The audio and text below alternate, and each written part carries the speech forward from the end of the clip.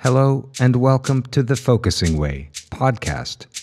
I'm your host, David Battistella.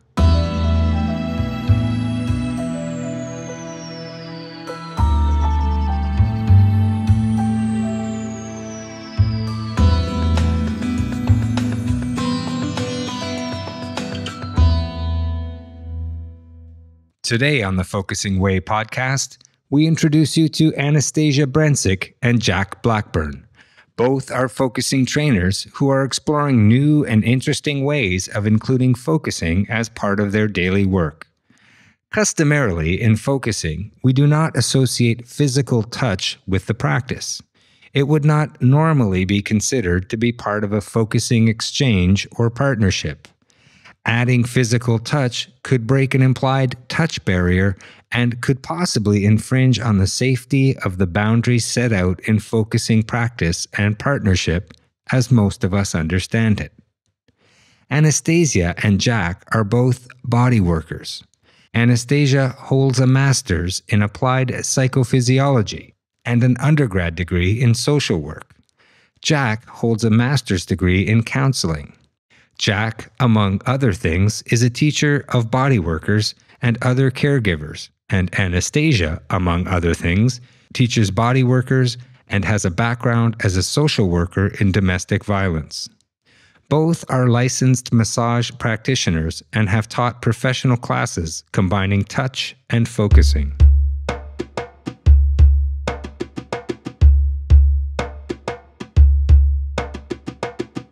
What happens when we add focusing to the bodywork practice and appropriate touch to a focusing practice? Jack and Anastasia have come together to create focusing courses for body workers and using focusing to create a bridge between body workers and verbal therapists. Their goals are first to enable more client empowerment and body-centered awareness. Second, to use the principles of focusing to support mutual understanding between the different caregiving professions. So I invite you to sit back and enjoy this discussion on incorporating focusing into bodywork, and listen as Jack and Anastasia share the small miracles they've felt through their hands and in their whole being by bringing a focusing way into their body healing practices.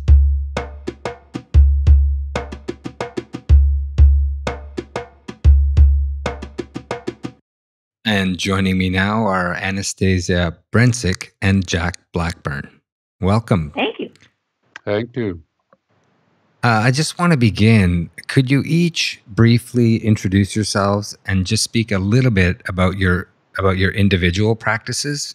So I've been a massage therapist for over 20 years. And before that, I was a social worker. And when I started massage, I noticed that people were emoting on the table, and I really wanted to find a way to support them in whatever was happening without it being guided or like psychotherapy, but something that just helped the natural resolution that was happening or the connection that was happening in that client's internal world.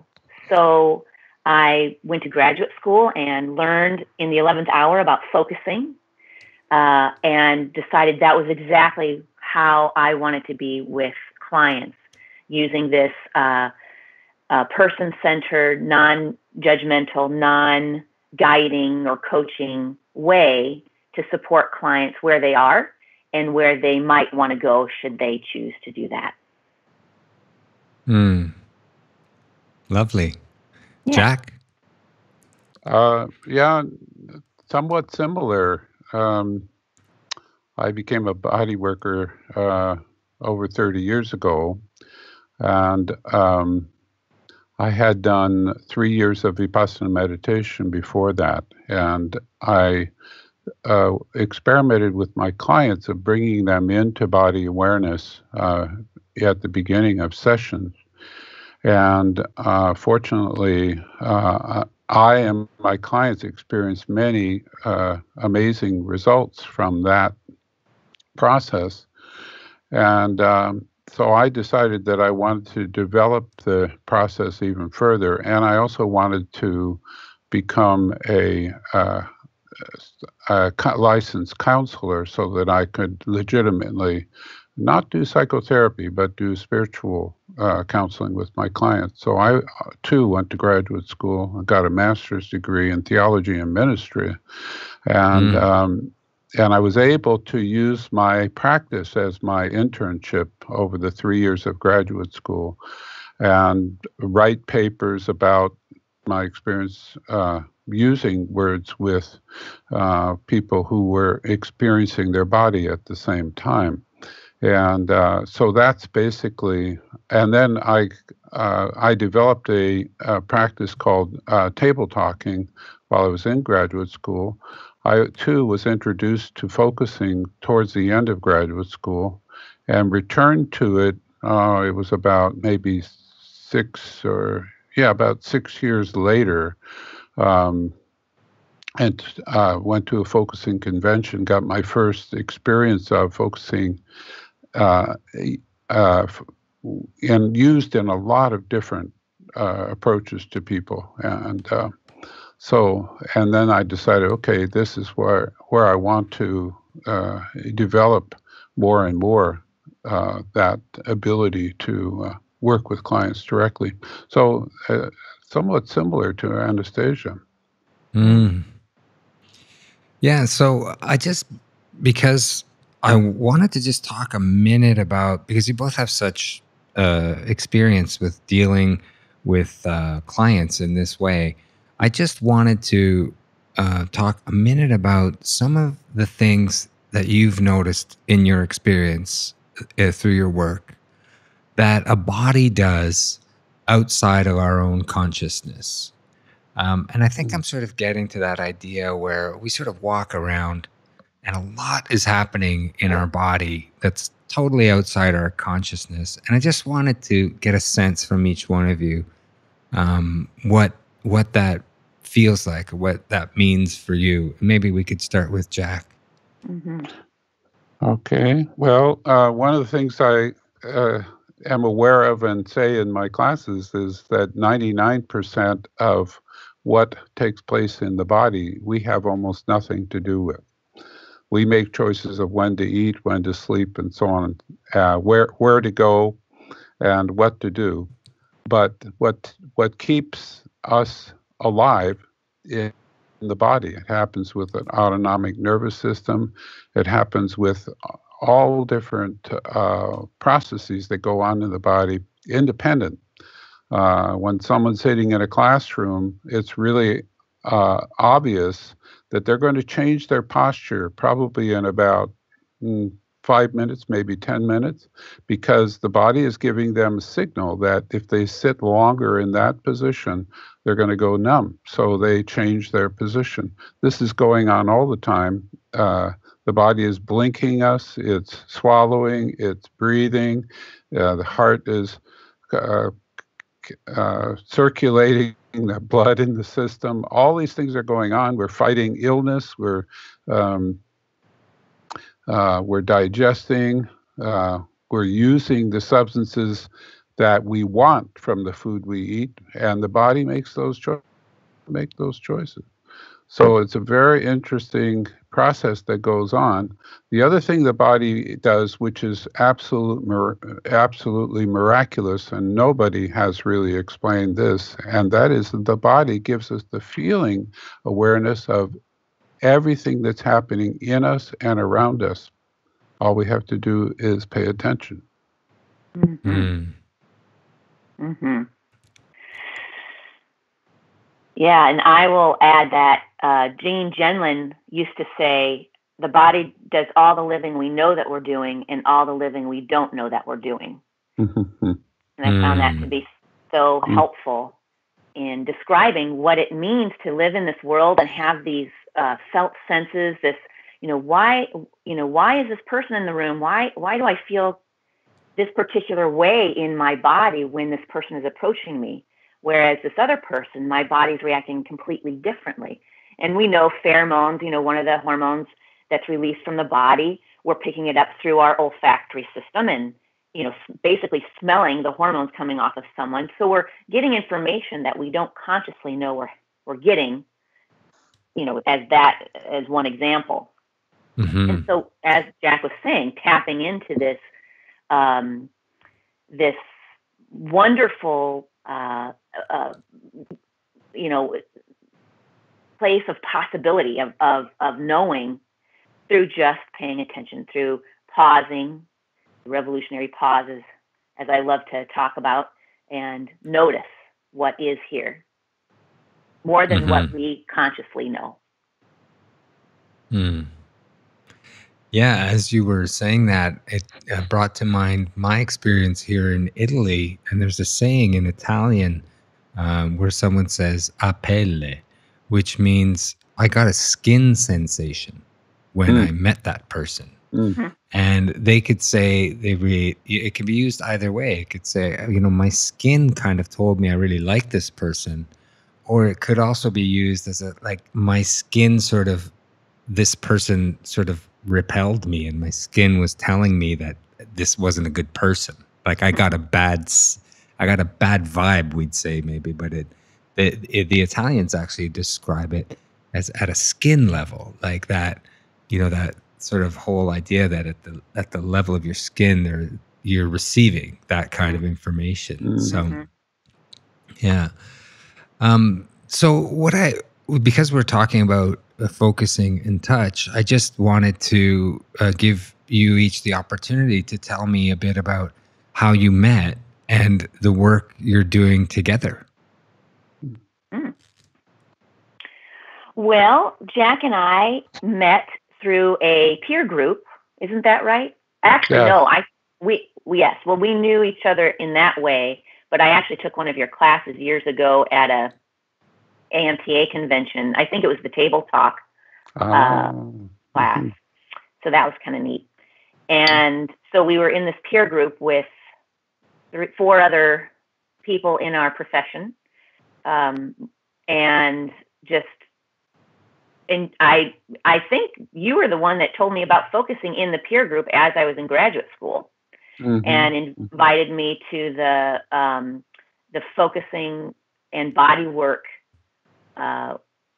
retreat or conference that was in Italy. It was in Ischia, and it was a beautiful setting, and it was where people were wanting to explore how to integrate touch and focusing, but was also people who were doing yoga and other body-based practices that may not use touch, but they wanted to find out how to integrate focusing more in that. And it was a wonderful time.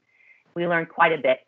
And from that point, both Jack and I would talk about what we were noticing in our practices. And both of us on our own kind of realized we're noticing that when we integrate focusing with using our bodywork practices, that when someone is having a felt sense and a felt shift happening, we're feeling it happening in the body. In other words, my hands are on the person's body, and they are coming into contact with something in their inner awareness, sitting with it, finding that felt shift happening, and then all of a sudden the tissue softens, it warms, it opens, becomes more, I'm able to feel more fascial sheets, the viscosity between them, and more movement in different directions than just the maybe 1 or 2 that I was noticing before. There's more mobility that happens. So this was incredible to have this actual physiological shift and change that we're noticing in our hands. Was like, oh my heck, this is amazing. And how great is it to have a person be able to accompany you if you are having a felt shift and noticing it too. So in this physical way. So that was very exciting, and we decided to teach. Jack invited me to do some teaching with him, and it's just been great. I've been really blessed to know him, and we've become very good friends. Yeah. So thank you for that, Anastasia. It's very true. All of that happened. I'm going to add some little pieces. In 2004 at the Focusing Convention in Costa Rica, a bunch of us got together in a group who were using touch and movement and body awareness in our practice with clients. And we've, for all the days of that convention, we met separately as much as we can. We developed our own uh, theories about combining touch with focusing and movement and more body awareness. And by the end of the convention, we decided we were going to hold our own convention called Touching at the Edge. And that happened, as Anastasia said, on the island of Ischia. Were able to gather mostly Europeans because it was in Italy. And there were MDs and psychotherapists and just many different professionals there who had focusing as the background, but really wanted to go deeper and in terms of the body experience. So that was our beginnings. And then each focusing convention, we would present different people from the group that initiated that Ischia conference. We would present our own version to people who had not really experienced touch and focusing or movement and focusing. We all presented separately at those gatherings.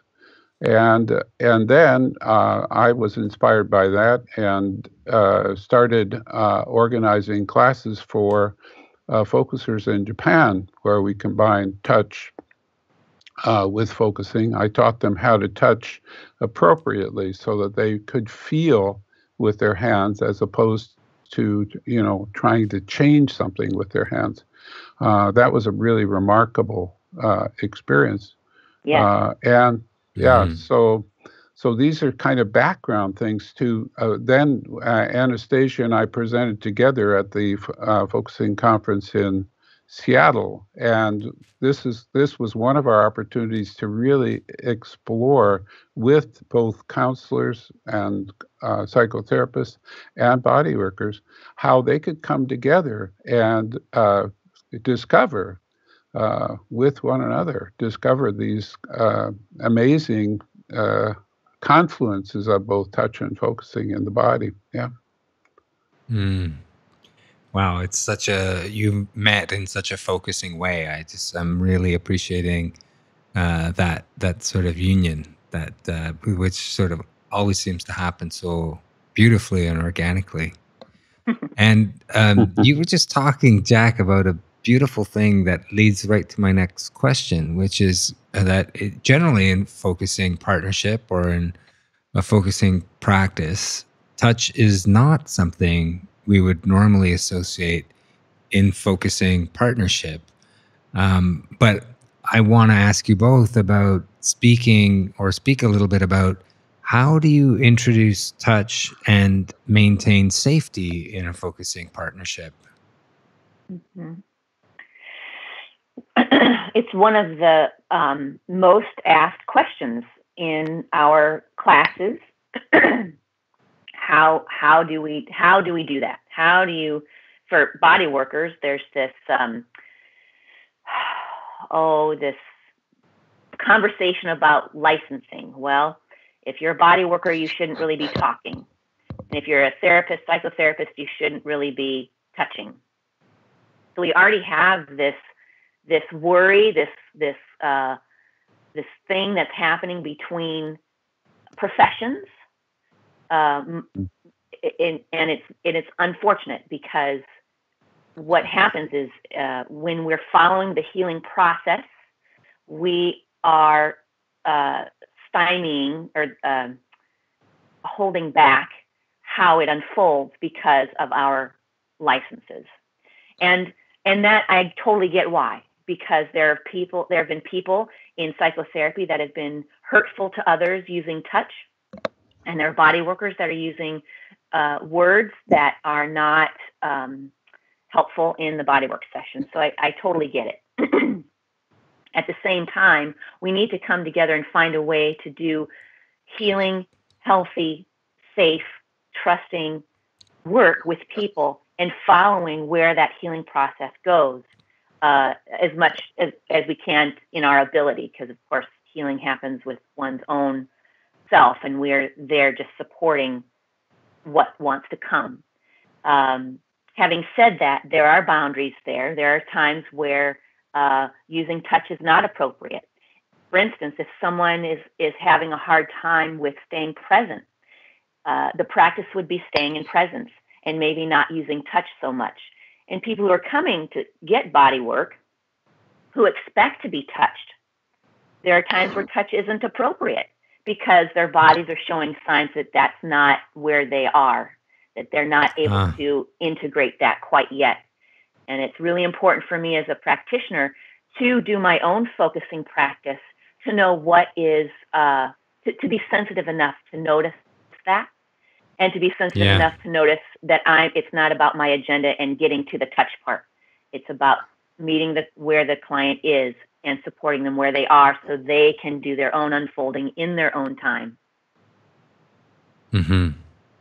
So that the healing you're facilitating, but ultimately the responsibility for it is happening within the client.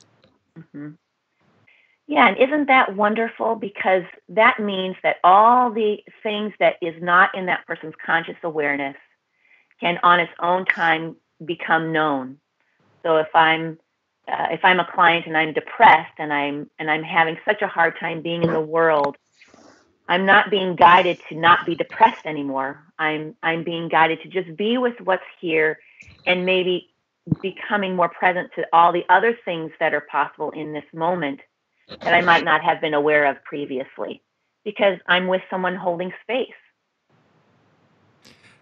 Yeah, and what that makes me think of is that they are ultimately taking ownership of their own healing, which is so much more powerful than putting that asking someone to facilitate that is one thing, but asking someone to heal you is a completely different thing. So there's something really necessary about that healing, that it be owned by the person themselves. Like, that's what I've always loved about a regular focusing practice, that everything that is happening within you, and there's a kind of a there's an empowering moment when you're owning that healing. Yeah. Yeah, and I know that you've trained with Ann Weiser Cornell. One of the things she says that I love is you can only go as fast as your slowest parts.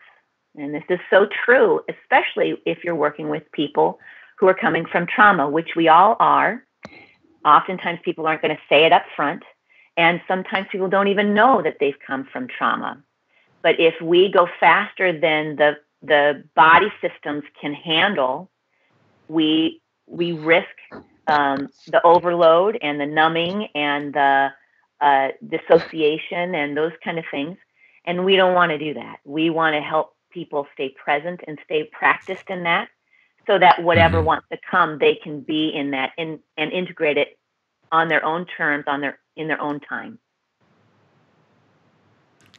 Jack, do you have any thoughts on this? Many. Anastasia and I work a bit differently because our emphasis in graduate school was different. As I said, I'm really focusing on the client's conscious self. What I'm looking at is how much self-awareness that person has, and where are the areas where that self-awareness can grow for the person. One thing I didn't say about the body earlier on is that everything that happens in the body happens now.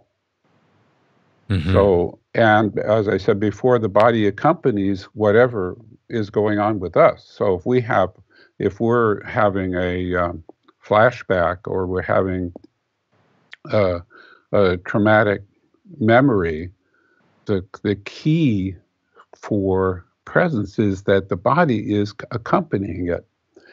If the client feels what is happening as the body is accompanying it, the client comes into presence even though they are recalling something that is from the past.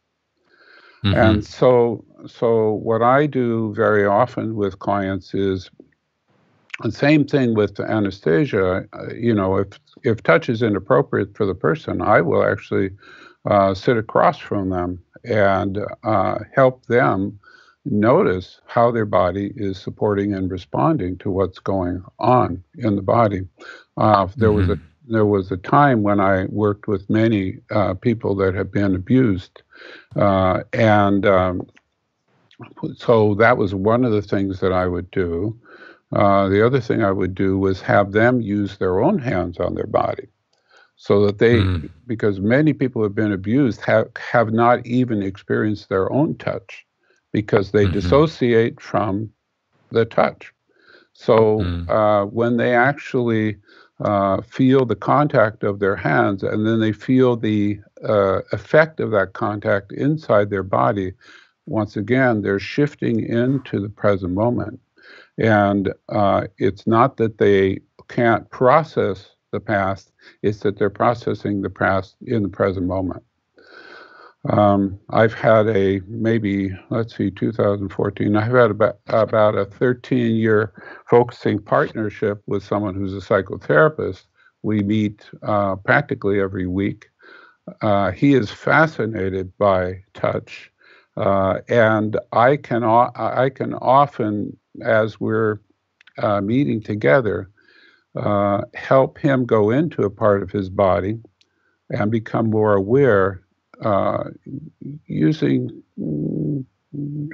basically different words than focusing, because I'm also naming the body part that he's experiencing, and where that body part connects with other parts of the body, and how it forms a kind of a bigger picture in terms of what he's experiencing inside. So anyway, we've been experimenting back and forth with one another for all these years. So, and I guess one thing, and Anastasia and I've had many talks about this. I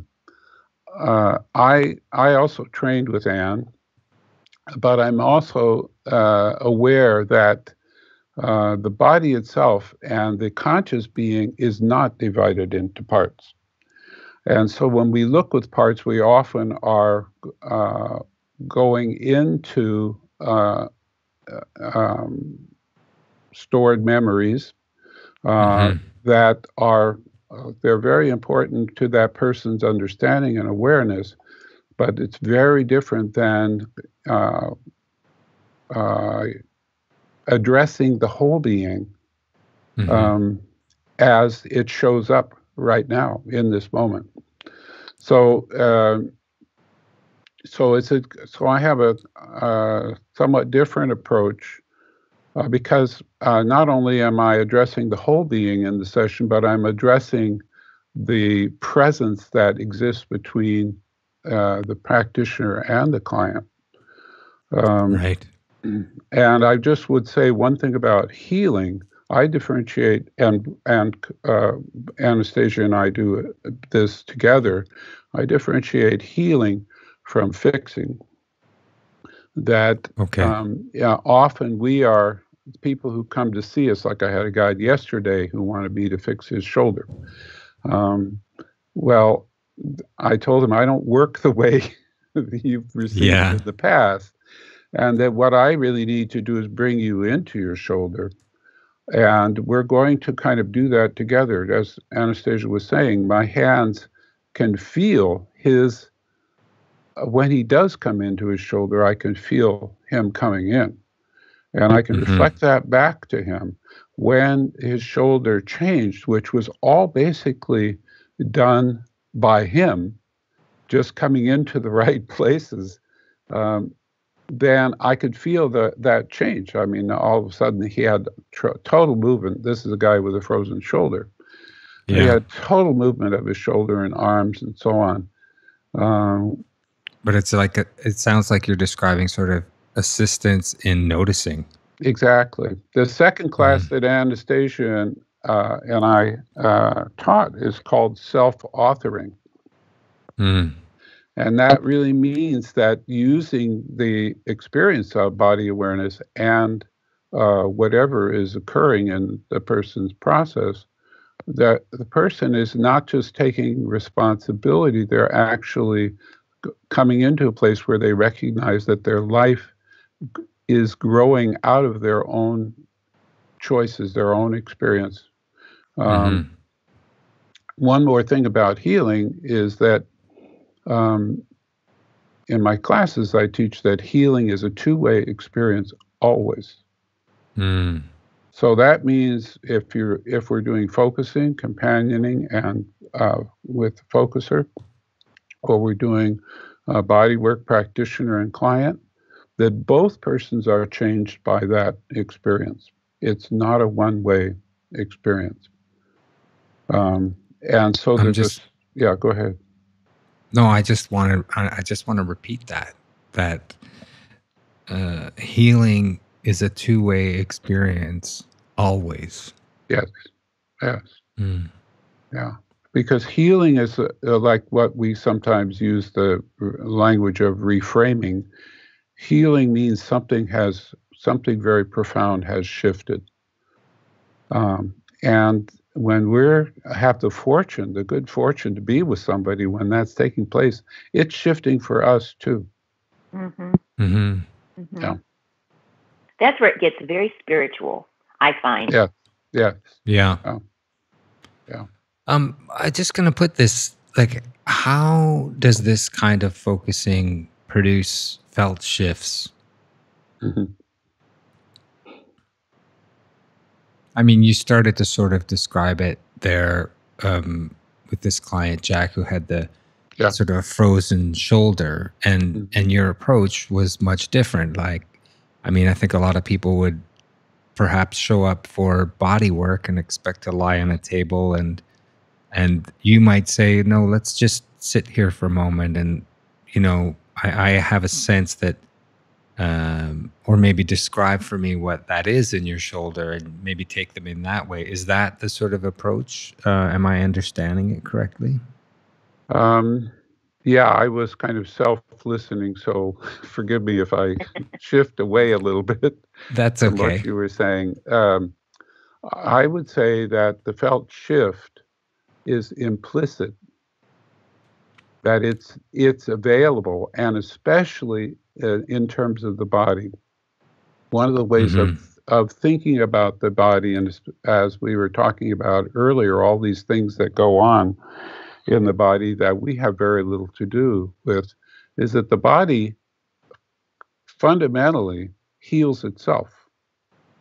Any kind of injury, any kind of sickness or illness, or even any kind of trauma, the body is taking care of it right away. But that's very different than the mind.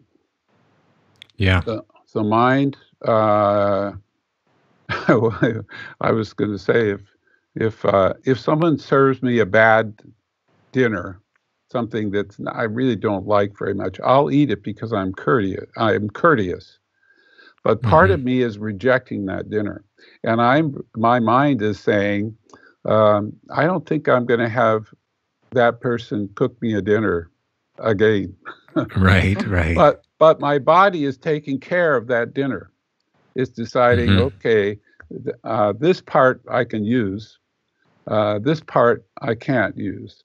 And so the body digests the dinner, and I don't notice any bad effects from this dinner that I didn't really care for. That's true of all the experiences that we have, especially if it involves the body, that the body takes care of it basically right away. The whole systems, all the systems in the body have a way of keeping us going. Homeostasis, homeogenesis, whatever you want to call it. It keeps us going, keeps us thriving, or not. and it's accompanying the depression. It's accompanying anything that we're going through. Can I add something to that, Jack? And yeah, please. Just that that there's an assumption with clients that I see that means we go back to where we were before the injury, before the trauma, before we ingested the bad dinner. But what's helpful to remember is that we're practicing just how to come into knowing about what is happening. In other words, we're not going back to a place that you were before. We're accepting where we're coming into knowing in this new place. And it can feel, there can be resolution quality in that, for instance, the guy with the frozen shoulder coming into the space, there's a felt shift, and maybe there's pain that dissipates, but maybe not. Mm-hmm. And noticing what comes forth from this knowing of coming into this area. Now, it's lovely that there is pain that shifts many times, but not all the time. And mm-hmm. and like with a lot of other folks that do this kind of work, being with people in injury places, for lack of a better term, that we're not, as Jack was describing, we're not fixing, we're not coming back to a place where there wasn't an issue before. We are going to a new place, uncharted territory, which may or may include pain-free, a pain-free shoulder. Mm-hmm. Yeah, there's a constant newness that sort of is happening. I guess Anne would maybe call it carrying forward energy, but that's not just happening, at the beginning of the hour and then where are we at the end of the hour. It's happening second by second in that time. And it sounds, I read a little bit about NBP, or now body presence. Is that sort of what we're talking about? Like always coming or acknowledging the now body presence? Mm-hmm. Well, and part of that understanding, and this is a radical statement, but pain only happens now. And so if we look at pain as this is a signal that comes from the body, it's a signal that's coming because the body is telling us that for some reason we're limited in that part of the body. It's mm-hmm. not telling us we're being tortured. It's not telling us that we did something wrong. It's not telling us all these things that our mind does with the pain. Mm-hmm. Mm-hmm.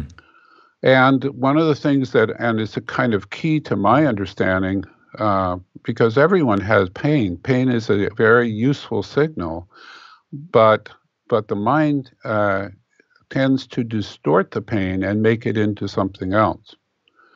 I had a man who is in extreme pain, and he lives with pain. He has some very, very serious problems in his body. He lives with pain, but what he was doing was not only was he catastrophizing, but he was looking for the guilt that had caused the pain. He said, I told her when she was pregnant she had to get an abortion, period. And he felt that his pain was coming from that past experience. And so as I worked with him, I basically taught him how to go into his pain as a signal that's occurring right now. And he would, it was just amazing what took place with him. And he's still doing it. He's still going into the pain and recognizing that signal is something that brings him into a different state of being. So pain is not always a hazard. It's not always, something happening that's wrong.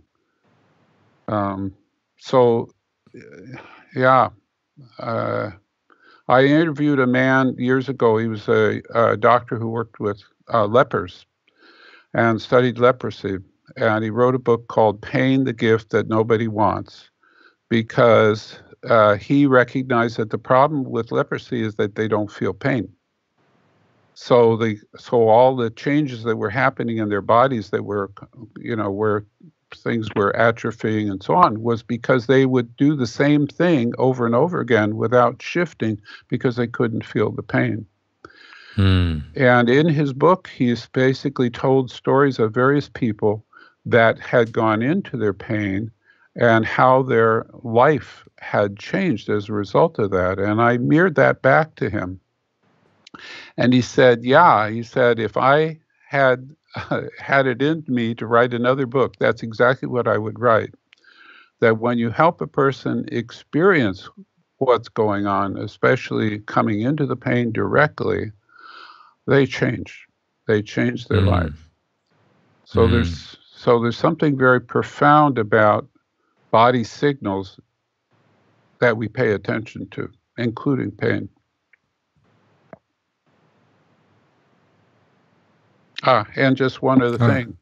I was teaching in Montreal, and we did at the Focusing Convention, and I did a class about pain. And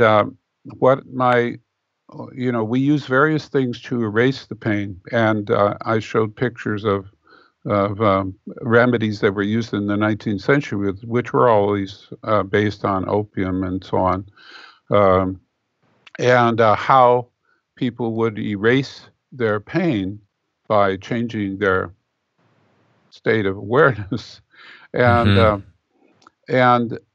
I made the kind of proposition that pain itself is not so bad. What makes it bad is when we combine fear with pain. That's when we suffer. And I see that over and over with clients that, when they experience pain and they're worried, maybe it's cancer, maybe it's, maybe now I have osteoporosis or whatever's going on in their minds, or like the guy who blamed himself for the abortion, then they're suffering. That's really the suffering part. And to be able to come in, this is where focusing can be very, very helpful, to be able to come in and experience body now presencing is one of the things that Anastasia and I use in our manuals. Experiencing that, there's a shift away from the fear. So coming into relationship with, I mean, I've experienced this in the past with injury or sports injury, where I will solo focus into that pain. And it seemed very natural for me that if we were, as focusers, tapping into the wisdom of the body, that I wouldn't just sort of limit that to the throat, chest, and stomach. That's where felt senses may very often occur, and it's a very excellent entry point. But that if I injured a calf muscle or strained something, that I could actually come into relationship with that feeling, be with that feeling, and listen to how it's what's wanting to be expressed from there. And in my case, it allowed me to, in some cases, recall past events, or in other cases, just understand that it was something that was actually quite close, some life situation that was not sort of taken care of by me on a conscious level, that wanted some attention. But I just want to get to this question I just want each of your thoughts about how emotions are held in the body.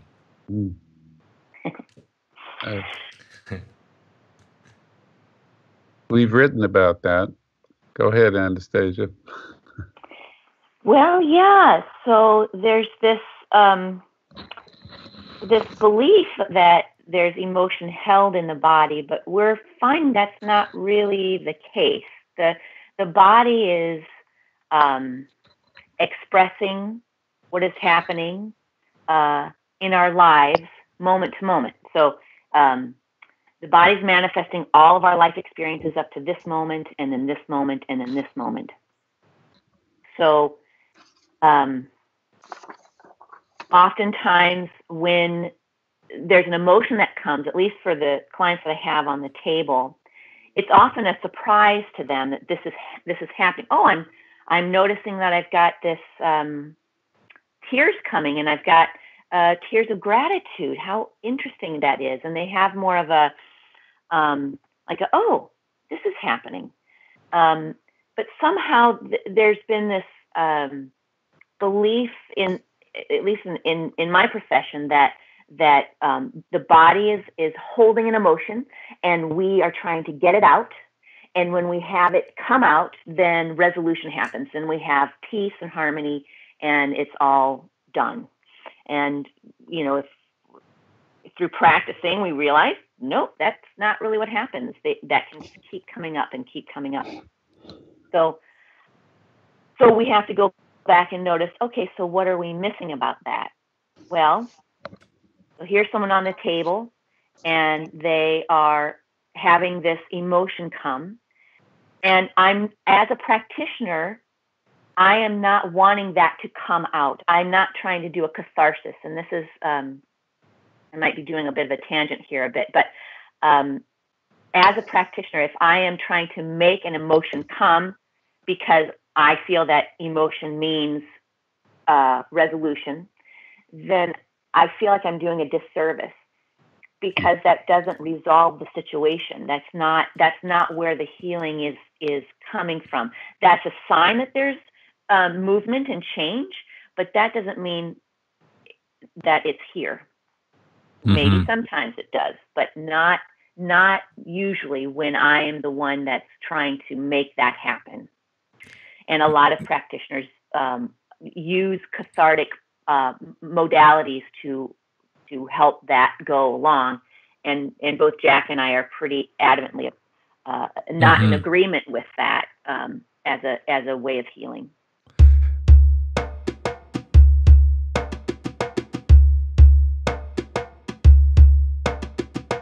Stay tuned for part 2 of our podcast on focusing and touch with body workers Jack Blackburn and Anastasia Brentzik.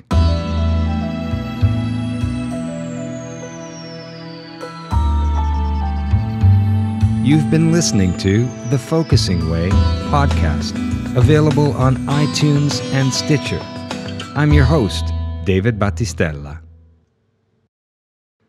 Please visit our website at thefocusingway.com.